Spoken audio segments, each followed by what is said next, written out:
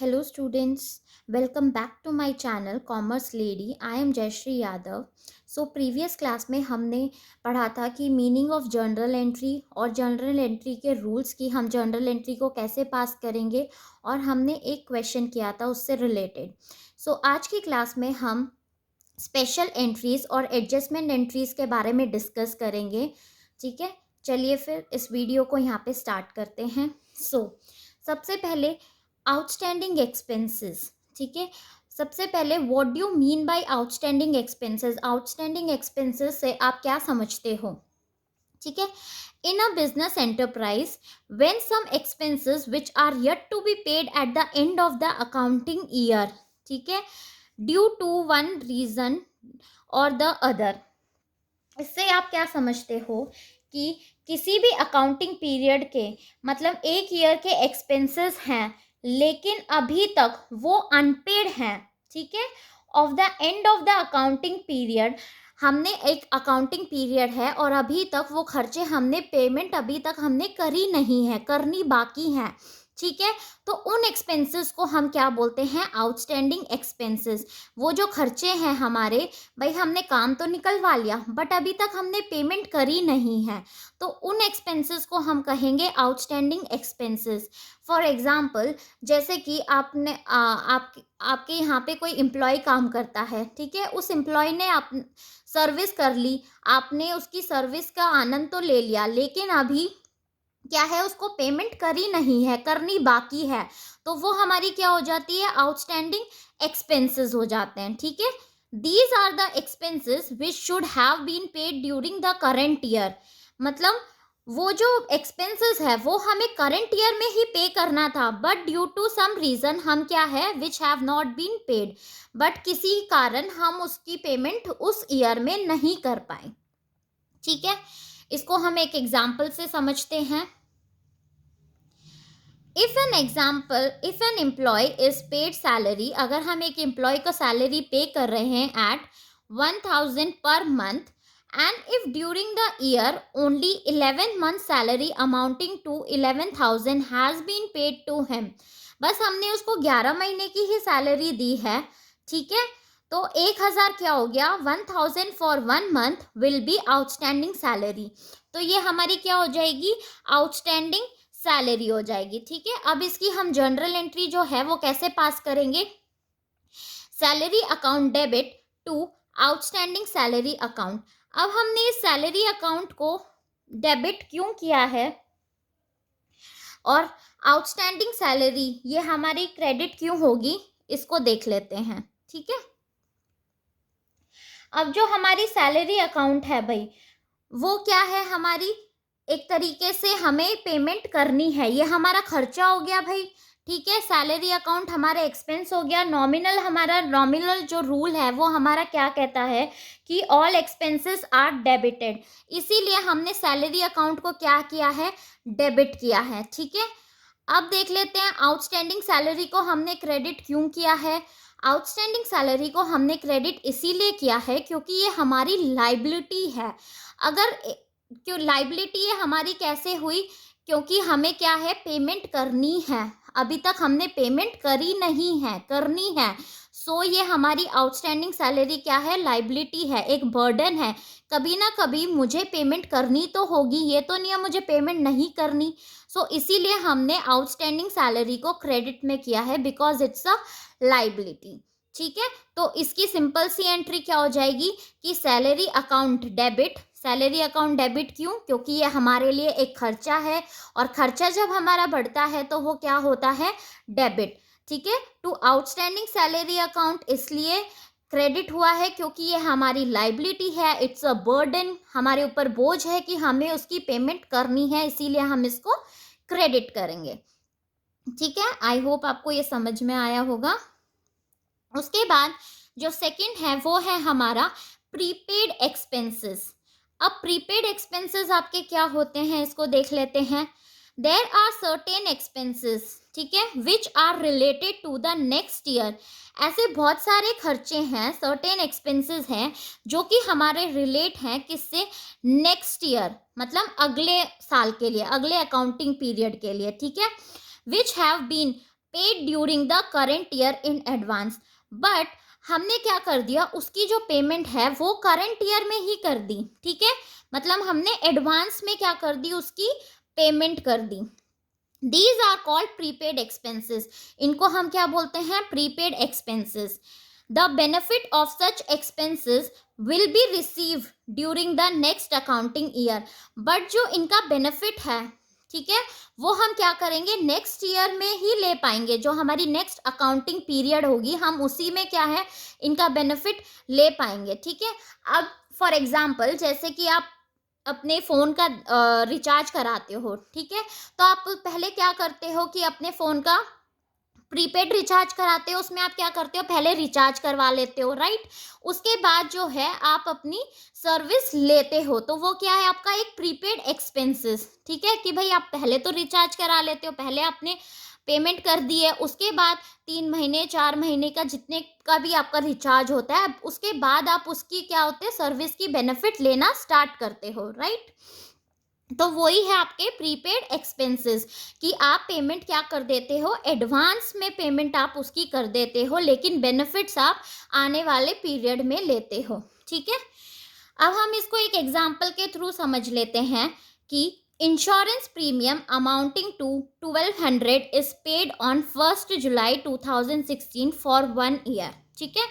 आपने एक insurance premium करवाया है जो कि हमारा 1200 है, 1 साल का, और आपने कब से कब तक का करवाया है, 1 जुलाई 2016 फॉर 1 ईयर, ठीक है। आपने 1 साल का क्या करवा लिया, इंश्योरेंस प्रीमियम करवा लिया, ठीक है। तो अब भाई जब हमने ये वाली एंट्री, ये वाला हमने ट्रांजैक्शन किया था, तो इसकी सिंपल एंट्री हमने अपने बुक्स में क्या करी होगी, insurance premium account to cash account 1200, ठीक है, यही करी होगी। अब जब हमने देखा तो हमारा जो अकाउंटिंग पीरियड होता है वो कब से कब तक का होता है, फ्रॉम 1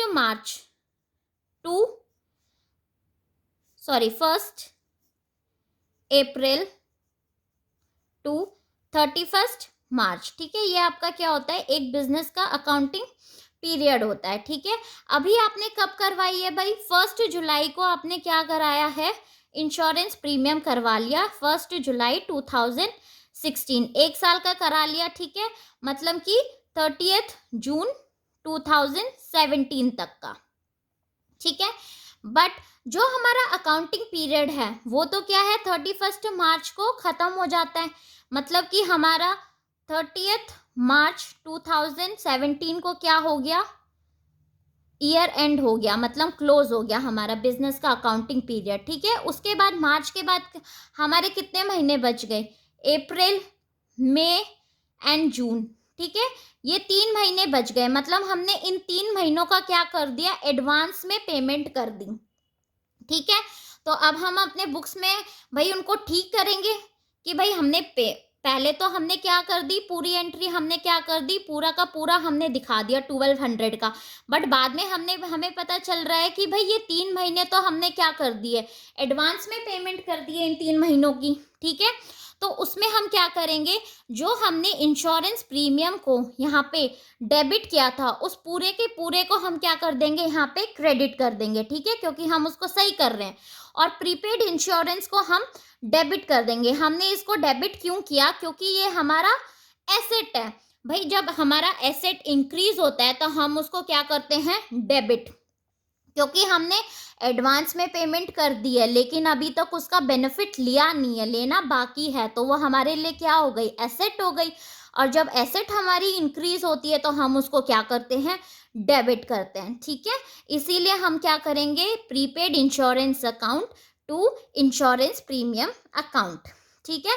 तो हम उसका क्या दिखा देंगे, 3 महीने का हम दिखा देंगे 300 रुपीज़, ठीक है भाई, कि हमने इतना एडवांस में पेमेंट कर दी थी, हम उसको अपने बुक्स में दिखा देंगे, ठीक है। अब नेक्स्ट जो है वो है हमारा एक्योर्ड इनकम, ठीक है। It may also happen that certain item of income such as interest on loan, commission, rent, etc. are earned during the current accounting year but have not been actually received by the end of the same year. अब ये क्या हो गई, हमने अभी expense के बारे में बात करी, अब हम इनकम के बारे में बात करेंगे। एक्योर्ड इनकम, एक्योर्ड इनकम का मतलब क्या होता है कि ऐसे बहुत सारी इनकम होती है, जैसे कि हमारा इंटरेस्ट हो गया, ठीक है, हमें लोन पे इंटरेस्ट मिल रहा है, हमें कोई कमीशन मिल रहा है, हमने किसी का काम करवा दिया तो उस पर हम कमीशन चार्ज कर रहे हैं, या हमें रेंट रिसीव हो रहा है, ठीक है। Are earn during the current year, मतलब हमने करेंट ईयर में उसको अर्न तो कर लिया, लेकिन अभी तक वो हमें पैसे अभी तक हमें मिले नहीं है। हमने इनकम कमा तो ली है, लेकिन अभी तक हमें पैसे क्या है, हमारे हाथ में आए नहीं है, ठीक है। So such income are known as accrued income, तो इन इनकम को हम क्या बोलते हैं, एक्योर्ड इनकम। तो अब इसकी जर्नल एंट्री देख लेते हैं, वो क्या पास होगी हमारी। Accrued income account debit to income account, ठीक है। अब इनकम अकाउंट हमारा क्रेडिट होता है, ये तो आप सबको पता है। नॉमिनल रूल हमारा क्या बोलता है कि भाई जो भी आपकी इनकम है या प्रॉफिट है उसको हम क्या करेंगे, क्रेडिट, ठीक है। और एक्योर्ड इनकम जो है वो हमारा डेबिट क्यों हुआ है, क्योंकि वो हमारी एसेट है, ठीक है। और एसेट हमारी इंक्रीज होती है तो हम उसको क्या करते हैं, डेबिट, क्योंकि हमें क्या है, इनकम अर्न हो गई है बट रिसीव नहीं हुई है, मतलब कभी ना कभी तो हमारे पास रिसीव होगी, हमारे पास वो इनकम आएगी हाथ में, ठीक है। तो इसीलिए हमारी क्या हो रही है, एसेट इंक्रीज होती है। एसेट इंक्रीज हो रही है तो हम उसको क्या कर देंगे, डेबिट। और टू इनकम अकाउंट, इनकम हमेशा क्या होती है हमारी, क्रेडिट, ठीक है। उसके बाद है हमारा अनअर्न्ड इनकम, ठीक है। Sometimes a certain income is received, कई बार ऐसा क्या होता है कि हमें सर्टेन इनकम जो है रिसीव हो जाती है, but the whole amount, but जो वो एक अमाउंट है, ठीक है, of it does not belong to the current period, लेकिन वो पूरी की पूरी जो अमाउंट है वो करंट पीरियड की बिलोंग नहीं करती।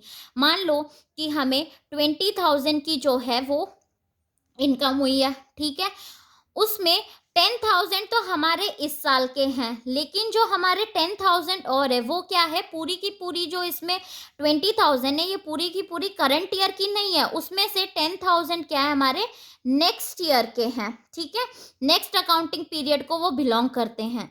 The portion of income which belong to next accounting period, ठीक है, वही बात है कि जो नेक्स्ट अकाउंटिंग पीरियड को बिलोंग करते हैं is termed as income received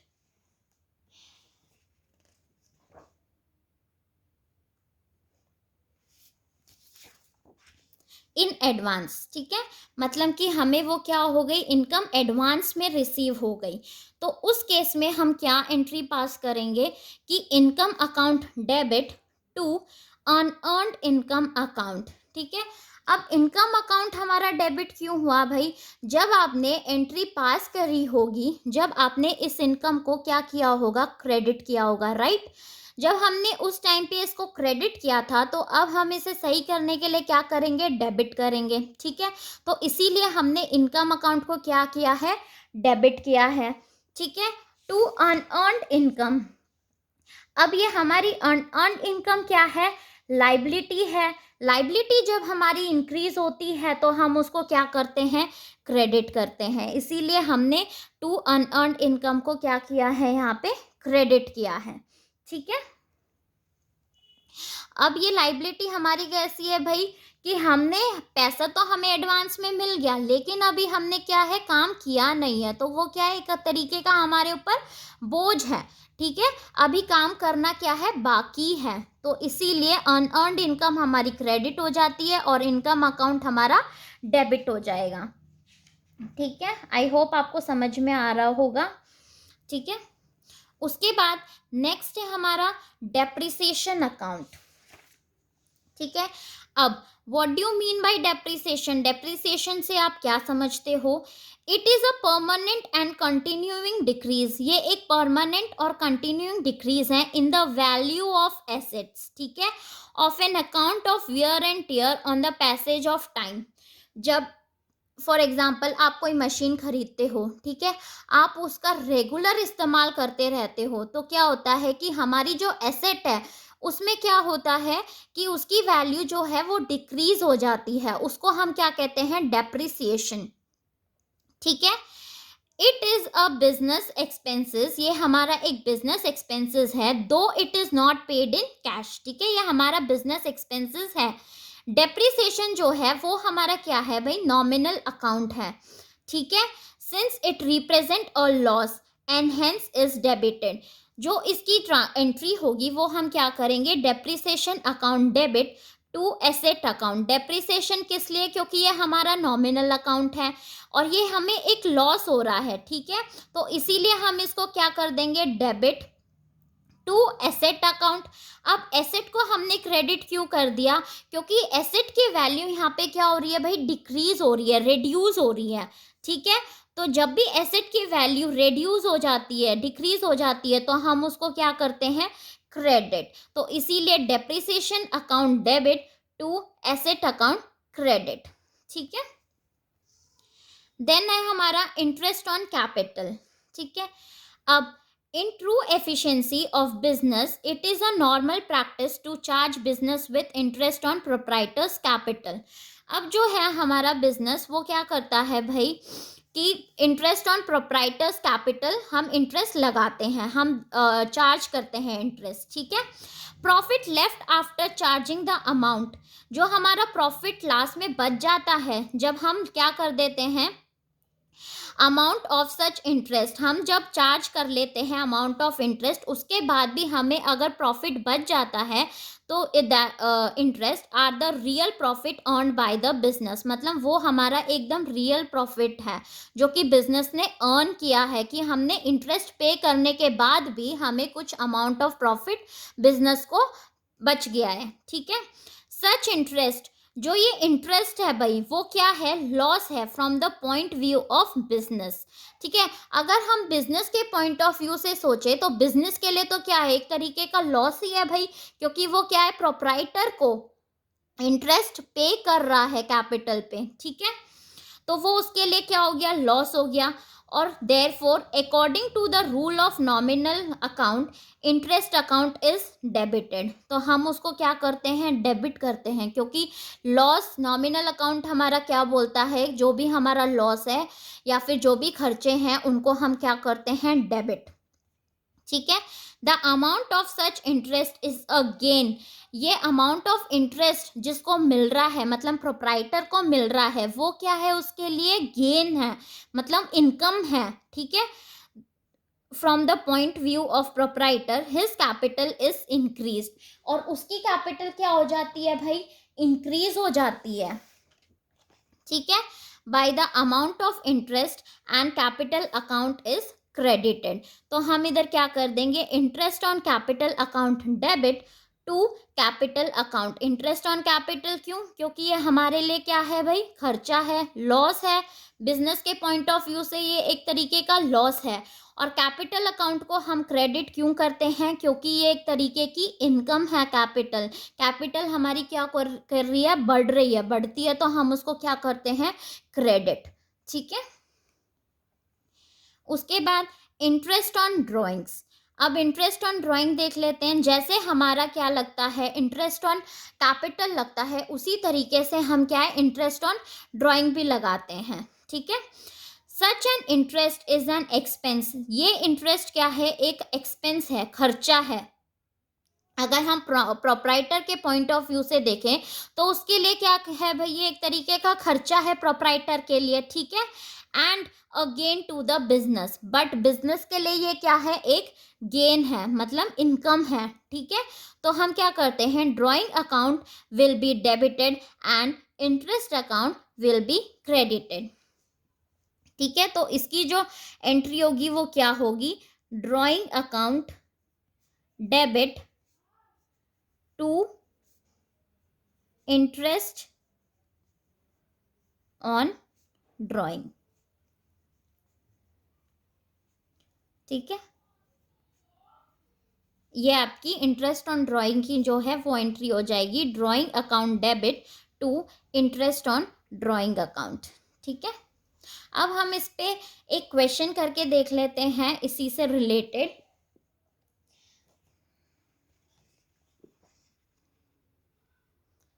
ठीक है। रिसीव्ड 20,000 फ्रॉम सुभाष, ठीक है, हमने क्या किया है, 20,000 सुभाष से रिसीव किया है, which were written off as bad debts in the previous year. मतलब जो हमने बैड डेब्ट समझ लिया था कि हमें कभी रिसीव नहीं होगा, अब क्या हो गया, वो हमें अचानक से क्या हो गए, रिसीव हो गए, ठीक है। प्रीवियस ईयर के हमें इस ईयर में क्या हो गए, रिसीव हो गए। तो इसकी जो जनरल एंट्री होगी वो क्या हो जाएगी हमारी, cash account debit to bad debts recovered, ठीक है। भाई ये जो 20,000 से हमें रिकवर हो गया है, ठीक है, तो फिर हम इसकी जो जनरल एंट्री है वो ये हो जाएगी, cash account to bad debts recovered, ठीक है। अब सेकेंड ट्रांजैक्शन देख लेते हैं हम, सैलरी ड्यू टू क्लर्क ₹50,000। जो सैलरी है वो क्या है भाई, ड्यू है, मतलब आउटस्टैंडिंग है। अभी अभी हमने पढ़ा था कि उस केस में हम इसकी क्या एंट्री करेंगे, salary account debit to outstanding salary, to outstanding salaries, ठीक है। कितनी है हमारी, 50,000, वो अमाउंट आप लिख दोगे इधर,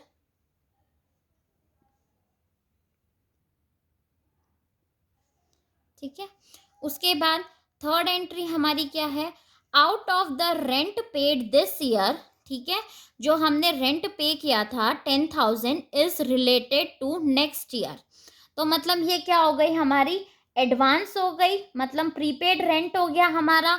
तो इस केस में हम इसकी जो एंट्री है वो क्या करेंगे, प्रीपेड रेंट, ठीक है, prepaid rent account debit to rent account, ठीक है। कितना है हमारे पास, 10,000, तो आप अमाउंट कॉलम में लिख दोगे 10,000, ठीक है। अब जो नेक्स्ट एंट्री है वो देख लेते हैं हम, provide 10% depreciation on furniture costing 50,000। हमने क्या है, डेप्रिसिएशन चार्ज हुआ है 10% 50,000 पे, ठीक है, तो आप निकाल लोगे। तो इसकी जो एंट्री है वो हमारी क्या हो जाएगी, depreciation account, depreciation account debit to furniture account, ठीक है। 50,000 का आप 10% निकाल लेंगे तो 5,000 आ जाएगा भाई आपका, ठीक है। अब नेक्स्ट देख लेते हैं, provide 12% interest on capital amounting to 1 lakh, ठीक है, आपने 12% क्या है, इंटरेस्ट चार्ज किया है कैपिटल पे, ठीक है। तो इसमें ट्रांजैक्शन आपकी जो एंट्री है वो क्या हो जाएगी, इंटरेस्ट ऑन कैपिटल, अभी अभी हमने करा था, interest on capital account debit to capital account,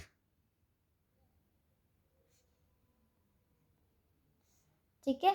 कितना हो जाएगा हमारा, 1,20,000,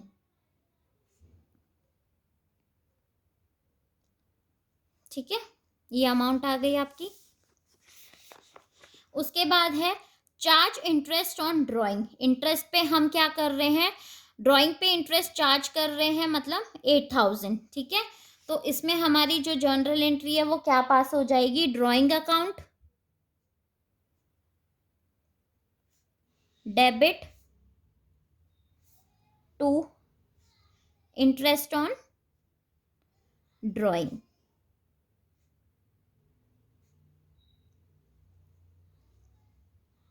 ठीक है। कितनी अमाउंट थी, 8,000,